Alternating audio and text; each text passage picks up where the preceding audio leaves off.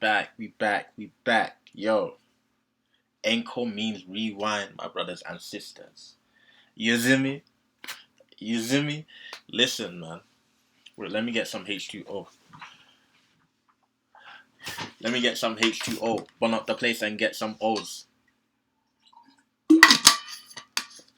Man, this year, I'm on toxic masculinity. I don't care about anyone's feelings. I don't care about no one this year, man. It's just me and myself and I. It's cold out there, they don't want to see me winning. They want to see me in the penitentiary. I need a baby mama gonna listen. Yo, this year, I'm not even gonna be sentimental to myself. I'm not gonna be sentimental to myself. And I'm gonna say it how it is. If you like it, take it. If you don't like it, say that. If you don't like it so much, come join me. Sit beside me. Come chat about fantasy with me. Let's get down. You know what I mean? Because this year is, we're holding no prisoners. Enough of the soft talk. Let's just say it how it is. If someone's team is rubbish, just tell them their team is rubbish. Let's stop being polite. As human beings, the politeness is not working. Let's be frank. Suicidal rates are up. Divorces are up. Relationships are down in the bin. Like, everything is collapsing. Not just the economy. Everything in this world is collapsing. Debt has increased. You know what I mean? Credit cards, all of them are maxed out. So, us being nice is not working. The only thing niceness is leading to is divorce. People being sad and depressed. 1 in 5 people have a mental illness. Why? Because they're not told the truth no more, my guys. So on here, all we do is tell each other the truth. Is that nice and simple? And I'm starting on this page because, yo, we just come back from a trip. Yo, everyone shout out Christopher Walker, man. Now I'm trying to say London is red. Without London is red, none of this is possible, my guys. Because I am not a creative person. Or I'm not a creative in the way he is gifted by God. God made him with his hands, you know what I'm trying to say? And without London is red, none of this is possible, man. And even though he's not feeling 100%, yo, drop some love emojis and some hug emojis for London is red in the comment section down below. He still blessed us with a thumbnail, you know what I'm trying to say? And yo, hand on heart, I love you, man. And thank you each year for making this podcast possible. You know what I'm trying to say? But as you guys can see, some people have won, some people have lost. But we're not getting into that yet. Yeah. I want to hit this up. This is where I'm focused on. Because for me already, I'm in panic mode. Because how do I get it, right? So, right here, this is like, I'm just being practical. Even if your best players didn't play their best week and they played their worst week, this here gives you a general scope of what your team is good at. In the sense where it's like, oh, I have Damian Lillard. He had one good game, one bad game, right? But in the good game, I know what he's good at. The bad game, I still know what he's good at. Because you know what I'm trying to say. So even though it's only week 1, every single person should be looking at this right here. Because this lets you know where your team stands compared to the rest of everyone else. Like, this lets you know, like, where your team actually stands. There's no two ways about it. So your field goal percentage. Right now, the top 5 is Flat Earth Gang, London is Red, Beyond, Trigger, and Serial Winner. You know what I mean? And I'm going to be, like, with fantasy, for the field goal percentage, for you to go from number 1 to last is virtually impossible with field goal and free throw percentage. Usually, in fantasy history, these things relatively stay the same in a sense where it's like, by week 1, no one's gonna make a 7-position shift by week 10. Usually, the most shift you will make in this scale is about 3, maximum 4. I'm telling you right now. So if you're already not in the top 5 for field goal percentage, week 10, I know you're not gonna be in a week in field goal percentage. So like our bottom five is Washed, Liverpool, Prime Time, Goodfellas, and Next Season, right? For any of these guys to come to the top five, it's gonna be extremely hard. Like that's just it. It's gonna be extremely hard, right? If anything, they will fluctuate around here and with number five, right? But usually, like unless someone makes a major trade by trading their star players, field goal percentages relatively don't change much. Then you go to free throws, right? London is red again. Liverpool, serial winner, flat earth and beyond. Like I said, the free throws and the percentages don't shift much because, like, if you have star players that, for example, if you have LaMelo, he doesn't have a great field goal percentage, and he's your star player and you keep him, and he's the one that takes the most shots per game on your team, unless you trade LaMelo, your field goal percentage won't change much. Why? Because you have LaMelo Ball who's taking 20 shots. You have Brook Lopez taking 5 shots per game. So whose percentages is going to weigh more? LaMelo's. So if you trade Brook Lopez, your percentage will go down a little bit. But if you trade LaMelo, your percentage will increase a significant number. Why? Because LaMelo holds the most weight. Same thing with free throw percentage. You know what I'm trying to say? So again, like I'm saying, so Daniel is in the prime time is in the bottom for both field goal and free throw. Already, if I'm him, I'm either I'm just not focused on those categories at all. I'm not because it's a waste of time. Because if you're already at the bottom and you're at 6'4", 6'5", for you to go from the bottom to top three, I don't see it happening, my guy.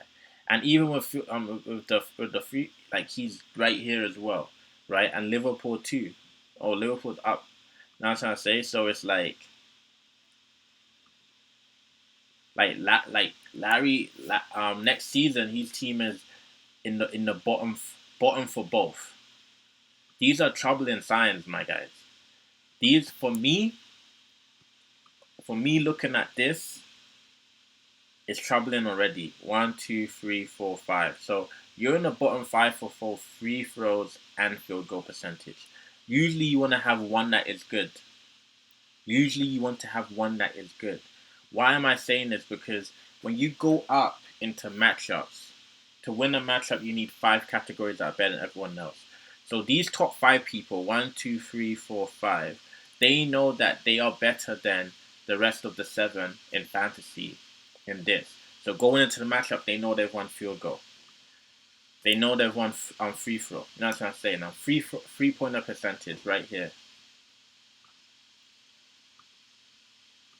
Is this the right?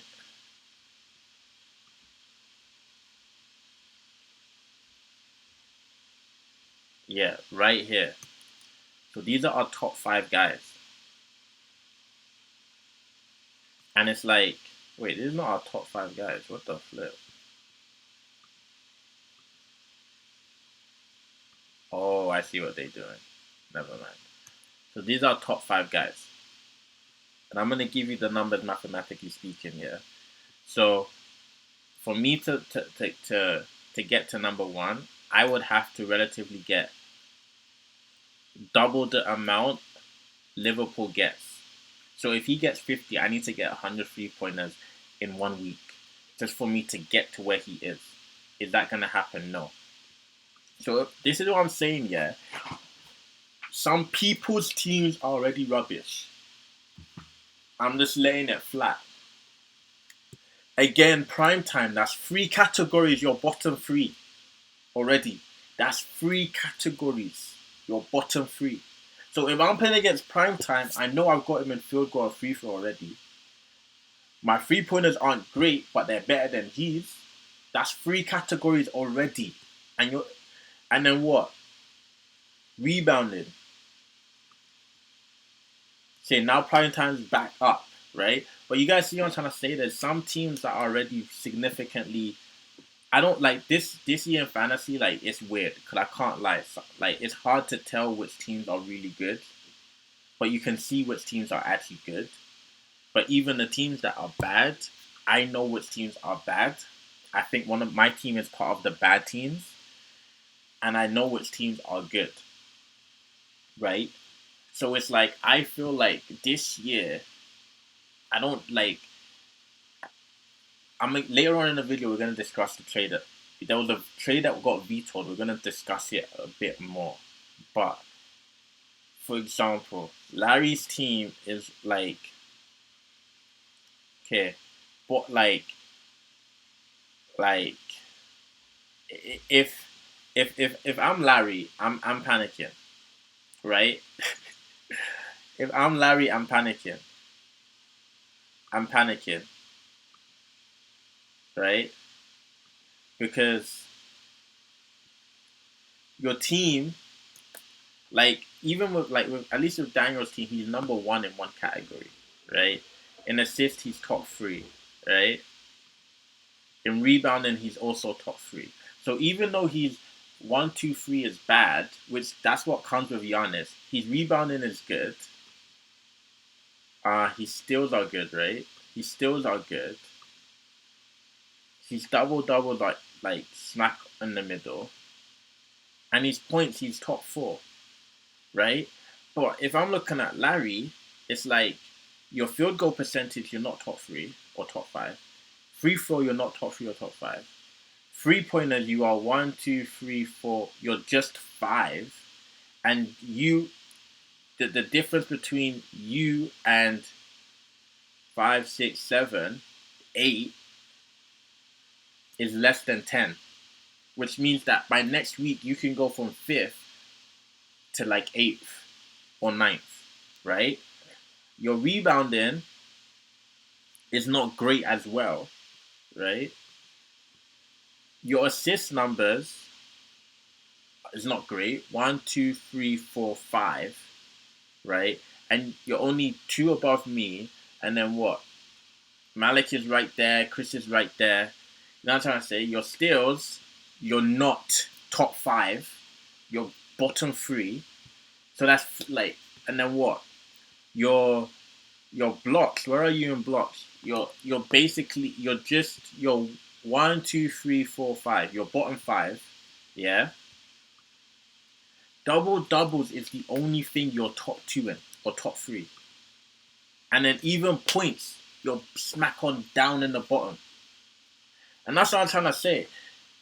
I'm pissed off at Larry, as you guys can see, and I know he's not making playoffs. Yeah, whether he has ChatGPT managing his team or whatever AI software is managing his team, I don't care that he's brought in Mariano to help him manage his team. He's had David help him do his draft. Larry is not making playoffs. He's not. He's not. This man, and I'm exposing, this man's telling me that you cannot trade Lillard for Halliburton, right? And there's another thing. I'm getting a lot of disrespect when it comes to Lillard. A lot of disrespect. And in fantasy, there's a thing called like buy low, sell high, right? In a sense where if someone is having a bad week or two, you buy him low, right? Why? Because you expect him to go back to his regular form. Then there's a thing of sell high, meaning that a player that doesn't typically play as well as he's playing right now, Scotty Barnes, is playing significantly above his pay grade or what he's expected to do, Scotty Barnes. So you sell him high, knowing that he's going to dip in form and go back to his equilibrium. You get what I'm trying to say? So Lillard is playing the worst basketball that he could possibly play right now, right? The worst basketball. He got 6 points and he got, I think, 16 points, right? Lillard's value when he is playing a regular Lillard basketball type of basketball, he's a first round pick. Everyone in our chat fantasy knows this. Halliburton is also a first round pick. So for Larry to say 2 first round picks cannot be go a 1v1 swap, it makes no sense. It makes absolute no sense, bruv. No sense. So for that reason, and that reason alone, I will not engage in any trade talks to do with Larry's AI bots that's managing his team, Mariano that's helping him, and David that's forecasting fantasy for him. I'm not gonna dwell with him because I am going to enjoy and have a cup of sweet juice when Larry's not in playoffs. He's not making playoffs, right? And the thing is that I know I'm playing him this week. Whether I lose or not, it doesn't matter. I have bounce back ability. I have bounce back ability. But for Larry, he's not making playoffs. Let's just not get that. He's not. He's not making playoffs. Because at the end of the day, what we saw last season, yes, I'm using 10 minutes to dissect Larry, yes.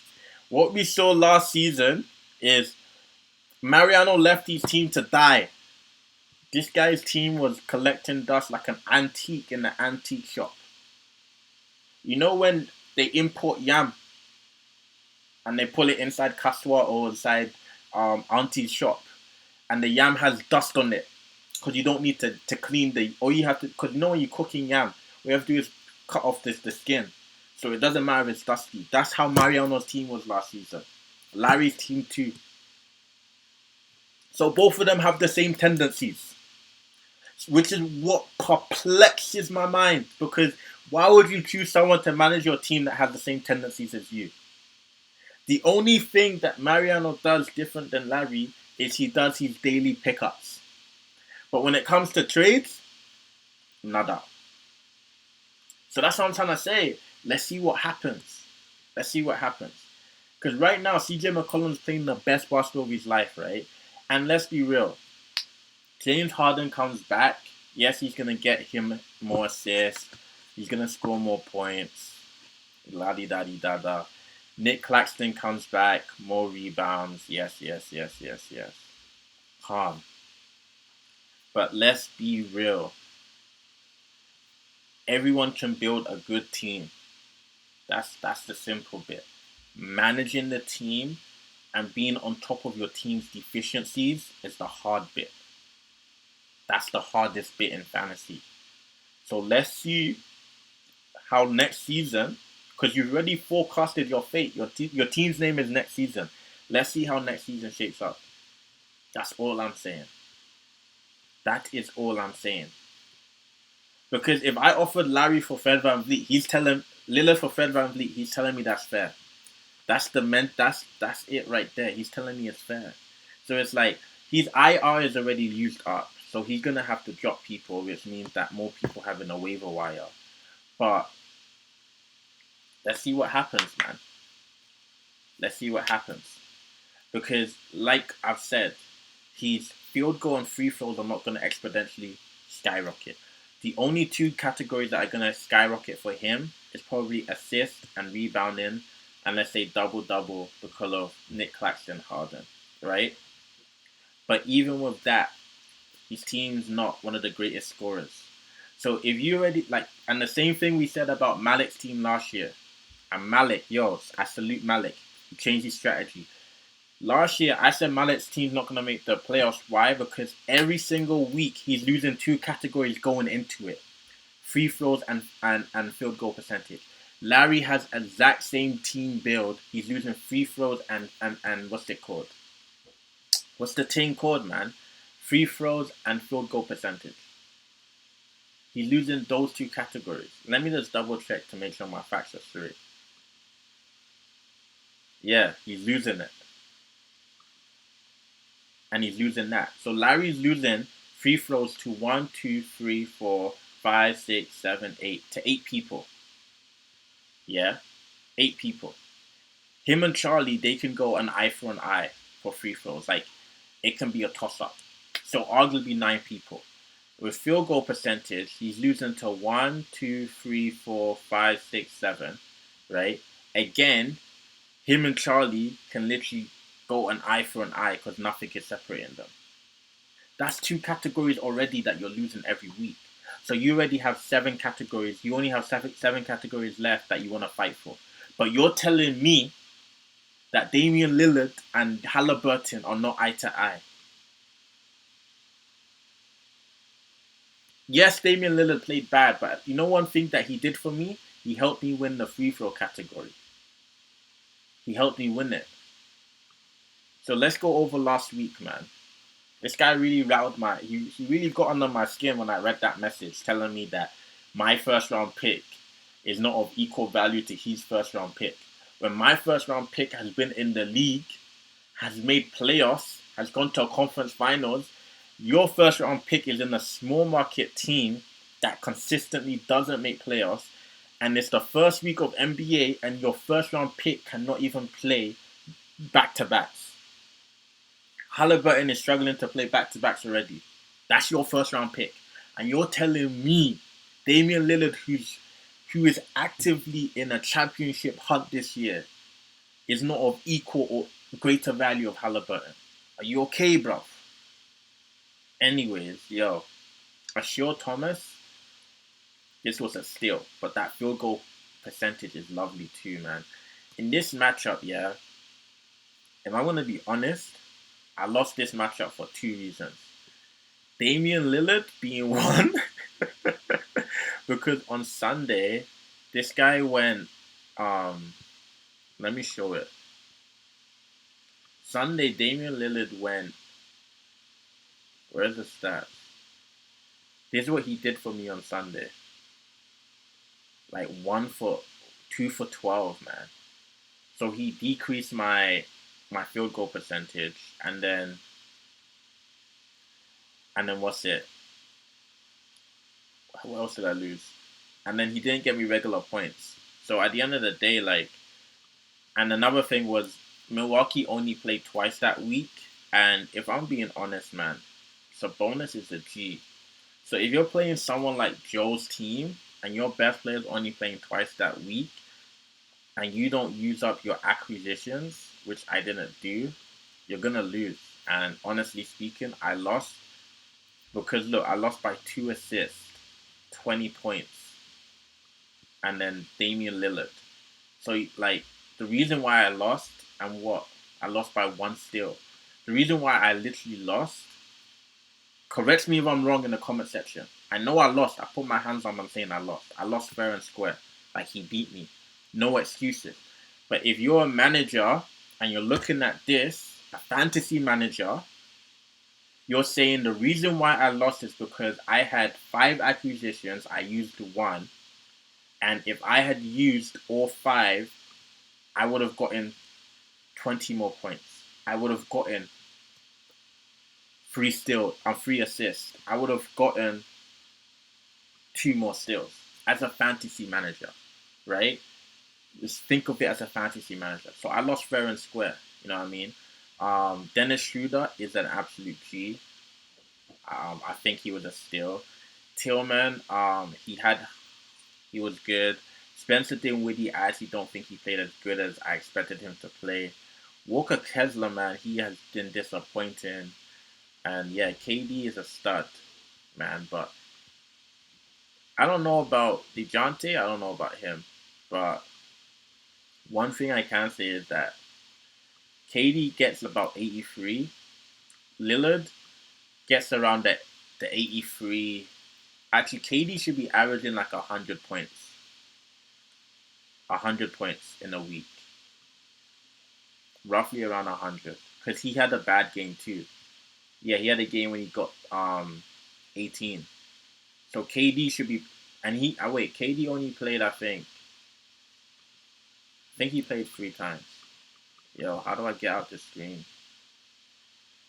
Uh, yeah, so KD only played like, yeah, DeAndre Ayton, he's a weird guy, but he's actually good. He's weird, but he's good, right? And yeah, man, Lillard, but look what this right here, like, this is beautiful. And Dylan Brooks, he surprised me. He's quite good, right? So I lost to Joe fair and square. I think Joe has a really good team. And I think he had players too that underperformed. Scotty Barnes went absolutely nuts. I personally don't think, especially with this field goal percentage, I don't think Scotty Barnes is going to keep those numbers up every single week. But if that's the best Scotty Barnes can give you, that's great. Scotty Barnes played like 9 blocks from Scotty, and then Ashiel Thomas 7. Like for a rookie, these are insane numbers, man. But that's the bonus Siakam combination. It is beautiful. So fair play to Joe. Bjorn versus Liverpool. Honestly, hats off to Malik, man. Malik had a great draft and he did his thing inside week one. This matchup, even though it looks like a blowout, I don't think it. Like he obviously won. He won. He won fair and square, right? Um, there was a point where Daniel's team did put up a fight. I mean, only he lost by 4 3-pointers. The assist very close. Rebounding, this is insane for week one, man. This is really close to, yeah, like Malik's got a good team, man. If we're being serious, like Doncic snapped. This guy got 2 double doubles, a triple double. Like he went crazy, and he was efficient as well. Like that's what I'm trying to say. Like this is what I like from Malik. This is what I expect because last year he chose the Doncic and John Morant, two great players, but I just don't think they blend because Doncic's free throw percentage is .706, and he takes a lot of free throws, like 17, right? So here's the balance. Tobias got 16, right? And he shoots a good free throw percentage, right? And then Donovan Mitchell shoots a good free throw. And then AD as well. Like, as you can see, there's a balance where it's like your star player who shoots one of the highest free throws is accompanied by guys that shoot better than him. But when you choose John Morant and Doncic, who both don't shoot great from the free throw line, it shoots you in the foot. So like Malik's team is good, and I think he has like Jarrett Allen injured as well. So, and then I think Donovan Mitchell missed a game, but he snapped in one game as well. So it's like, and then Curry went nuts. Curry went nuts as well, man. Curry went nuts, and yeah, and then Daniel Gafford, I think he went down injured. So I think that Daniel, even though this team is an auto draft team, it's not a bad team. Like Daniel's team is better than Larry's team. I would struggle. Like if I was playing a Daniel's team, I think I would be struggling more than I'm playing against Larry's team. That's my opinion. Goodfellas versus London's Red First Walker Derby. This was tight, man. This was tight. And then Shea Gilgis Alexandra, he flopped on the Sunday. He had a poor game on Sunday, right? But that's what I'm trying to say, man. Like, these are close to my Lillard's numbers. And this is a first round pick, but yet Larry doesn't think that Halliburton for Lillard is. Chris and David did Doncic for Halliburton last year. And no one even blinked because it made sense. It made sense. So I don't know, man. I really don't know. But Chris's team, like, this guy is 2-time champion. Like, he knows what he's doing. Like, so I don't even want to talk about his team. Like, he knows what he's doing, man. Cornelius' team again. If he's not played against Chris, he's beaten a lot of people, man. He's beaten a lot of people, and I just feel like I said, it's week one. Some guys that were injured during preseason are now using the first couple of weeks for their preseason. Some guys are not. Like some guys played in the summer, so they had a break, and now they're coming up again. So I think week one, you're gonna see a lot of up-down momentum shifts, especially with the star players. Like especially the star players, I think they are not fully dipped into the season yet. I don't think they're dipped into the season yet. And yo, Westbrook is this is mad. I love this. This is crazy. Buddy Hield, if I'm Cornelius, I'm considering dropping him because he's not doing nothing. Amen. Yeah, like, and then Ingram always is injured. But if he's gonna get injured and only play you one game a week and do this for you 1 or 2 games a week, I'll keep him. You know what I mean? And then Jalen Duran, he played crazy good. You know what I mean? So Vancouver Grizzlies versus Washington United. This matchup was controversial because there was a controversial trade, but Charlie was last year's finalist, man, and I feel like this year he's trying to one up what he did last year by winning the chip. Obviously, as a competitor, I don't want him to win. It's just that simple. But it's nothing against Charlie. It's just I want to win. So I can't want him to win if I want to win. You get me? So like, where do I even go? I wanna like. It's hard to actually look at Rico's team because he made trades. Then we like look at this nonsense, man. Look at this nonsense. Anyway, I digress, right? But it's hard to look at Rico's team because it's like he made those trades, right? But Julius Randle, he's not playing good because he had ankle surgery. So because he had ankle surgery, he could actually be someone you could try and steal from Rico.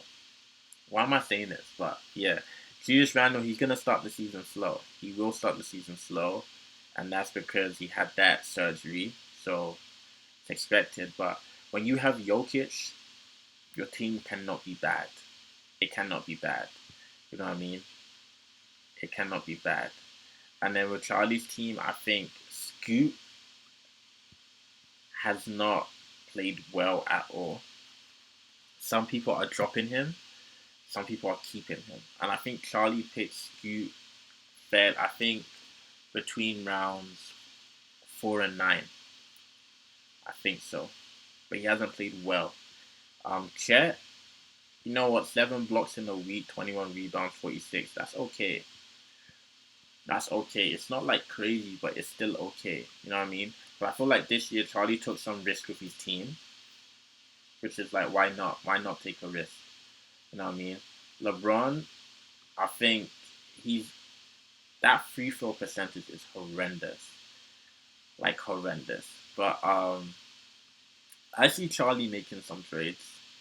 I do because I don't think his team's as strong as he wants it to be.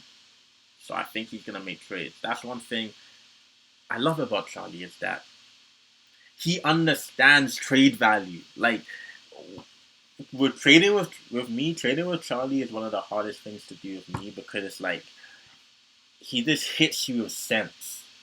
For example, if you're like, I want LeBron, he will literally just be like, well, LeBron's a second round pick. The guy you're trying to give me is a third round pick. So you're gonna have like it's just sense. Like you guys trying to say, like he hits you with sense.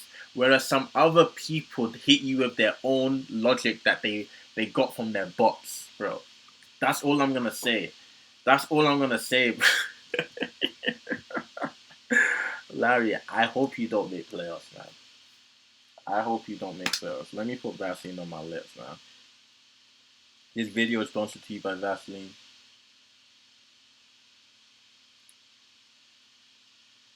Mm, that's better. See what I mean? He lost these 2 categories. Bang. So when you lose those and he still won. And he's but you see what I'm trying to say? Like he lost these two and then it's like he still won though. Right? But I'm not gonna say why he won, but he still won. So it's like I can't really talk about Daniel's team too much right now because we don't know what his team is. Because as you can see, Jimmy Butler put in a mass murder performance for him. And then Cal Anthony Towns, where is he? Also put in a lovely performance for him. You know what I mean? So it's hard to. Jimmy Butler's free throw, like this is. I don't understand. I don't get this, but I digress. And like this Champions team is all right, man. I'm not scared of it. I don't think anyone should be scared of it. Somehow it's Tyrese Maxey with the Harden trade. His value's gone up significantly. So has Kelly Oubre.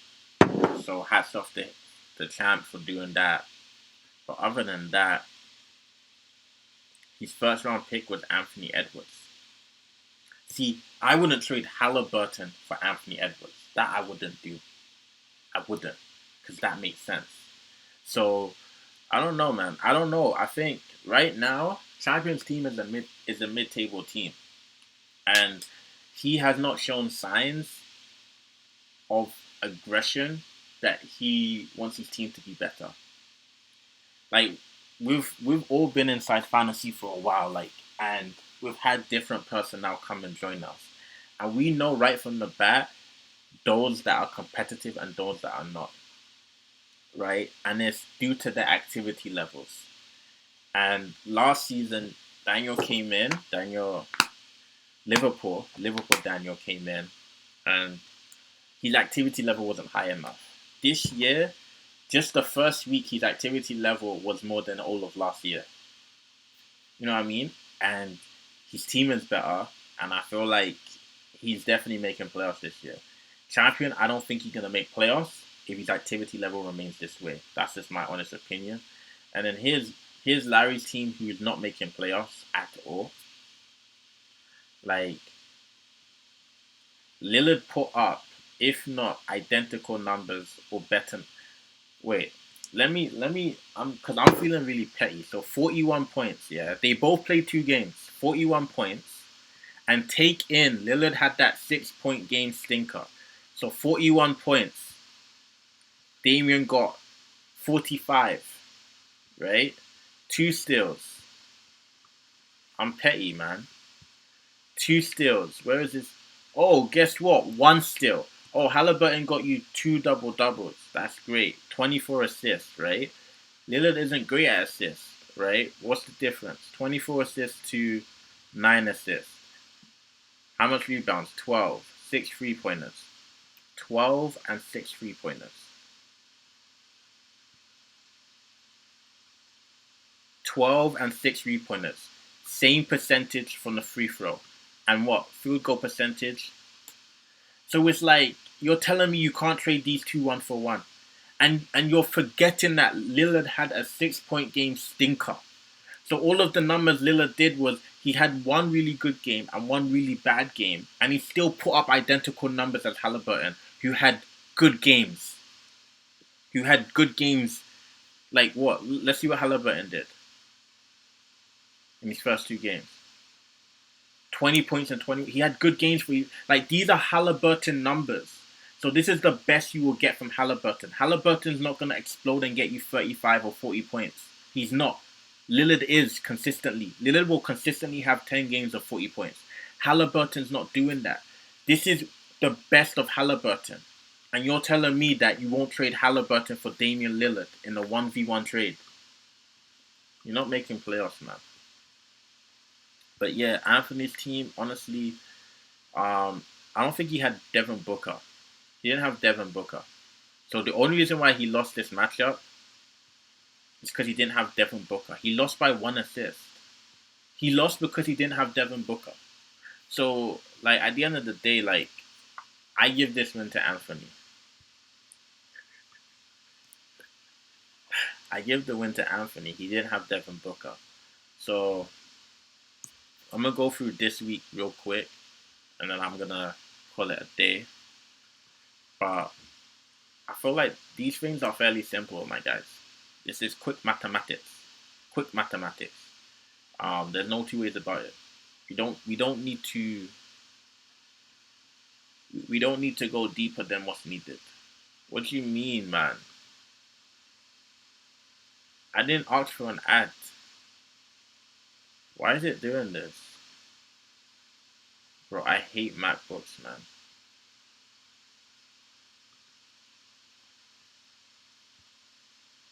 I didn't even click on box score. I don't want fantasy scorecard. What are you guys doing? What is the... Okay, we're just gonna look at it like this then. Let me try box score.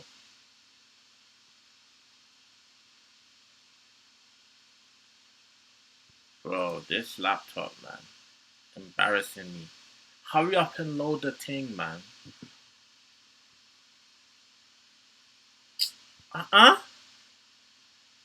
Anyways, yo, shout out to Daniel Loki. You've been kind of quiet in fantasy, man. Shout out to you, bro. Right now, playing against Larry. I don't care about the outcome. If I'm being honest, I don't care about the outcome. It's still very close. It's what, 2 blocks. The points are close. 3 pointers are close. My free throw percentage is horrendous, which is because why is it horrendous? Where's my free throw? Because of this idiot right here. I don't even know why. Because my team's this idiot as well. So yeah, my free throw percentage is horrendous. His free throw percentage has exponentially increased, which is great, lovely for him. Clint Capella is not a 100% free throw shooter. Bam isn't. So his team will come back to reality. It's just inevitable. And I'm not really worried if I'm being quite frank. Yeah, I'm not really worried. The rebounding is only a 12 differential. 3 pointers is only a 6 differential. Blocks is 2. The points is nothing. You know what I mean? So this matchup is gonna go till Sunday. And KD's playing 4 times this week. Right? I don't know if he'll play all 4 times, but he's playing 4 times this week. So we'll see what happens, to be honest. Dennis Schroeder's having a lovely week as well. And then with his team, he's playing 4 times. Cole Anthony's playing 4 times. So he's his best player right now. Zach LaVine's playing 4 times. That's his best player. Oh, Fred VanVleet's playing twice. Tyrese is playing 4 times too. So it's going to be a lovely matchup. Tyrese will probably sit one back to back. Draymond Green's playing 4 times too. It's going to be a lovely matchup, actually. Who wins? I'll say Larry wins. Why not? Larry wins. Larry's going to win. I think I'll fall to 0-2. And yeah, Goodfellas versus Beyond. This is a tight matchup. 1 3-pointer. And then the steals are still competitive. I think those are the 2 categories that are up for grabs that's left, in my opinion. Other than that, I think Bjorn has done the job for the week. He's done the job for the week because the assist is a lot to climb from. And then the blocks too and the double doubles, right? So I think Bjorn has done enough to go 2-0. I strongly believe. And then this matchup right here, I don't know what's going on with Rico's team, but I think the matchup is still alive. Rebounding is still up for grabs. Free throw percentage is still up for grabs. And then assist is not completely done. The blocks is not completely done too. And then points, if someone goes on a crazy outburst this weekend, but it's still an interesting matchup. I don't think it's completely over, but with what it's looking like now, I think Liverpool's done the job. London versus Vancouver. I think that Chris is missing Kyrie and Bradley Beal, and he's still winning. This is scary. For him to be missing his second round pick and Bradley Beal and still be beating Charlie is mad, in my opinion. I don't think the matchup is over though. I don't think it's over, but to me, it's looking done because no one's catching up. No one's catching up. No one's catching up. This is still up for grabs, but let's be real. And then the points as well, I think it's done. This matchup is definitely done. Like it's done, and I'm surprised, man. I'm surprised it's done. And then trigger happy. This matchup is actually still alive. 3 pointers are close. Rebounding is tied. Assist numbers is only 10. Steals is only 1. Yeah, I think it's still up for grabs. You know what I'm trying to say? Just a quick thing, man. There was a big controversy last week with a certain trade. How do I see it? With a certain trade, right? And we vetoed the trade, and there was a lot of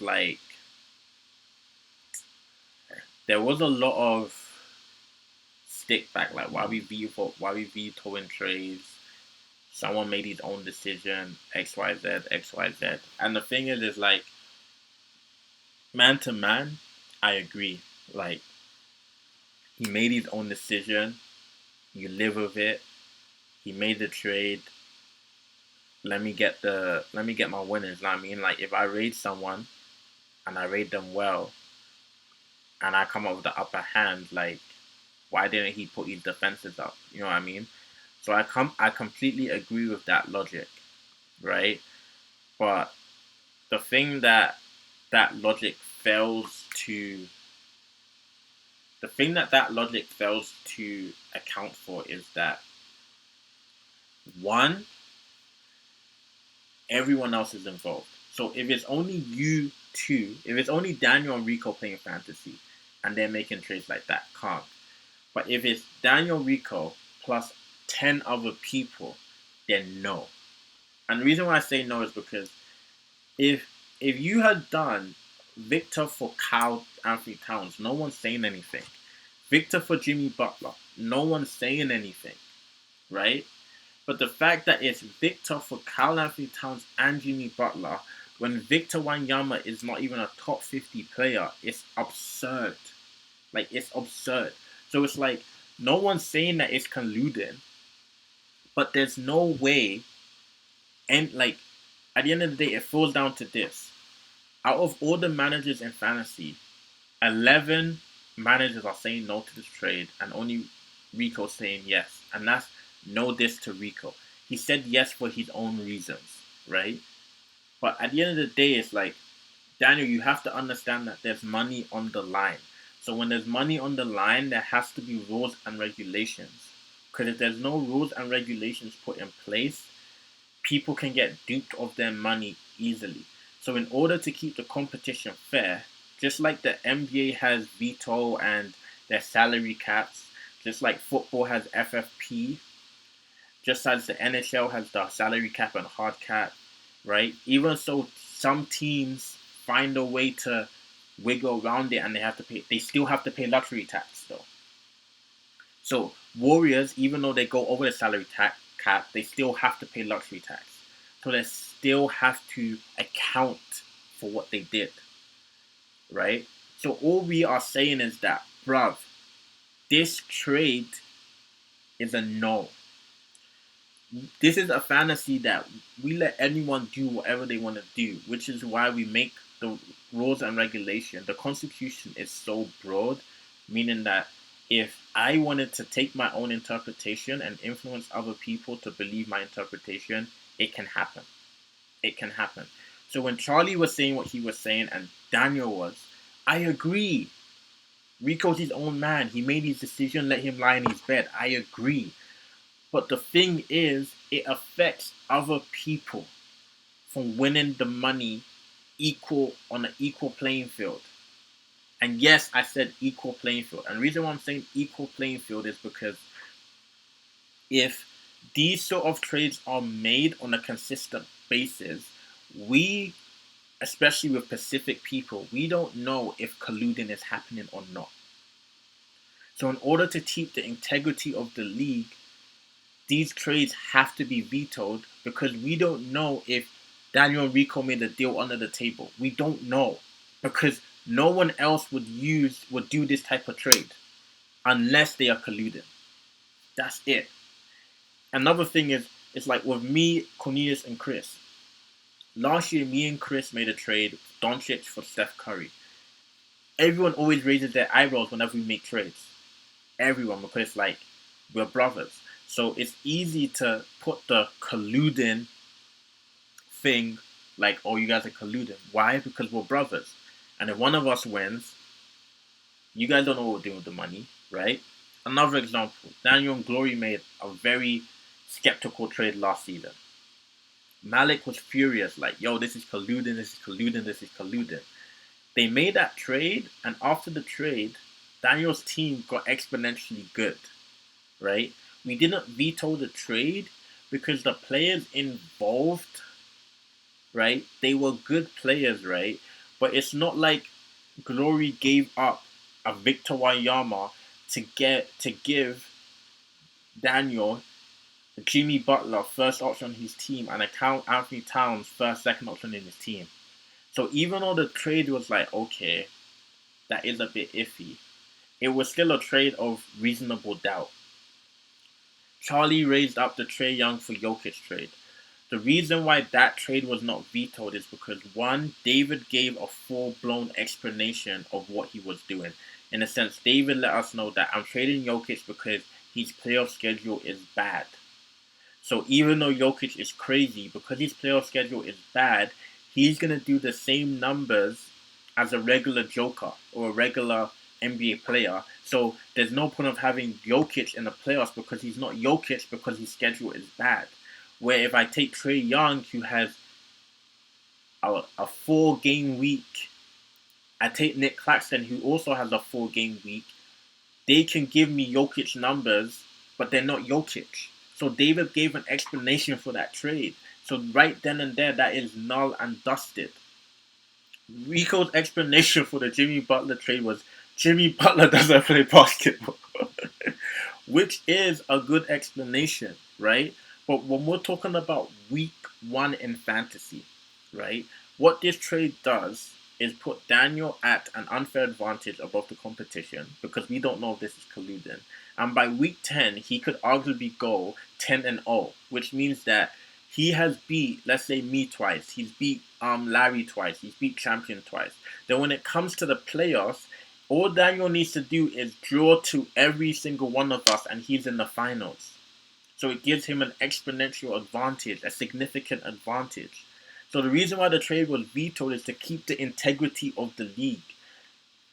No one is saying don't trade. No one is saying don't do stupid and have your own ideologies. No one is saying that. But all we are saying is that man to man, lad to lad, yeah, no one is having this trade. It doesn't matter what fantasy you are in. People are not having this trade, and people are going to get mad. Especially if you go to the leagues that people put down 1,000, people put down 500, and they're seeing someone trading Victor Wanyama for Karl Anthony Towns and Jimmy Butler. They're going ballistic, and I feel like $200 is not even a small amount because the winner takes home 22.2k. That's a lot of money. That's a lot of money. So it's like, I just want to let everyone know, we're not putting a hard cap on trades, neither are we monitoring trades. But when it's a democracy, even though I don't believe in democracy, it's a democracy.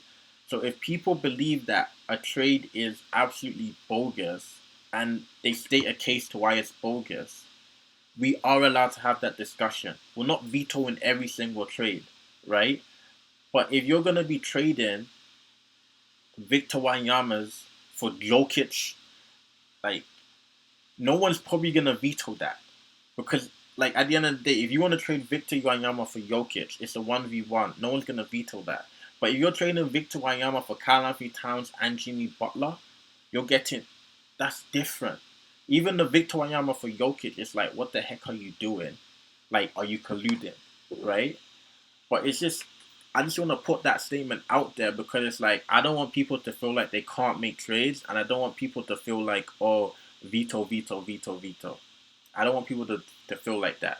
We've had to veto trades last season too, because sometimes the trades are bad, and sometimes it's just like, yo, I think Malik made a trade because he was trying to make playoffs, I think with Daniel, and he gave away like Donovan Mitchell, because he was trying to make playoffs.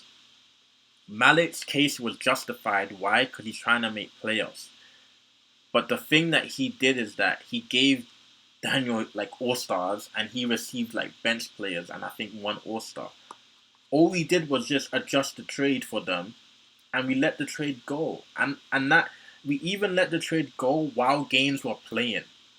So Malik could still fight to make playoffs. And I was the person that he was trying to kick out of playoffs. So it's like, this league, I think we're very, very good at keeping it balanced. You know what I'm trying to say?